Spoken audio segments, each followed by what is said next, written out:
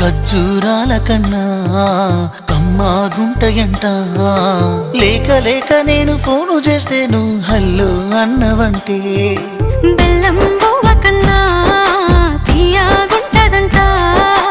ఎన్నడూ నాడు ఫోను చేసే బాగున్నావన్నవంటే ఏడాది ఎండల్లో ఉంటేనై మోస్తున్నా నా బతుకు కష్టాలని పిల్లని చెయ్యి పట్టాలని.